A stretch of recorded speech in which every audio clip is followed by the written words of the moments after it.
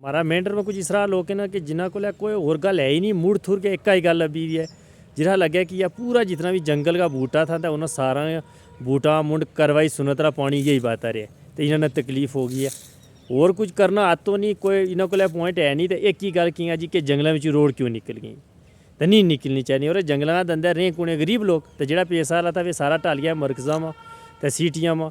तो तम के को थारे घर जनाब गड्डी लगे तो किसी गरीब के कार ट्रैक्टर की ओर थे जनाब मन के जुल्म हो जाओ। अगर थारी जीवी में तो तम ते मर जाऊँ रे किसी ने भी नहीं लगता कि फुट जगह भी रोड दे छोड़ो। तो उन्हें तकलीफ होने लग पी है क्योंकि सड़ू ना हो कि जनाब गरीबों कार रोड क्यों गई।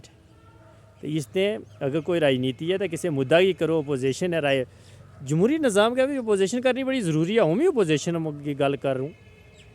तेरा इस तरह सड़ तो नहीं है रहा कि गरीबों ना कोई काम हो जाए। तुम वे जगह दसो कि जित गरीबों बेचारा जंगल के धंधे हैं या किसी और जगह है तो बंदा ना घेरे हो जाए कि वाकई यार उन्होंने रोड कट दीजिए। तम मेरा तो उसने लोगों की क्योंकि रोड निकलनी नहीं चाहिए। तो ये ना सड़ो, ये गरीबों का कम है। तुम सुनते तुम गरीबों का बिना लगे तुम गरीबों की दुश्मनी करो। तेरा हूँ आखिरकार अल्लाह जो है सारा को है तो गरीबों को भी अल्लाह है मारा जैसा।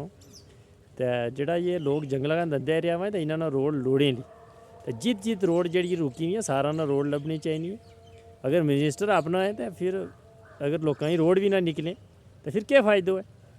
तो अपोजिशन वाह ना होनी चाहिए हमारी कि जनाब जो कम गलत वैलो या कोई गलत झूठ मारे तो हम कहें जी यो कम इसरा होना चाहिए, यो इसरा नहीं है, सच दसना।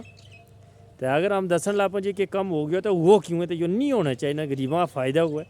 तो फिर वह सड़न ही वाली गल है। हूँ तो यही क्योंकि फिर वो इसरा बंदो अंदरों सड़ेगी। तो इसते मैंने लगे कि आज के बाद तब ये जंगलों ना लियो।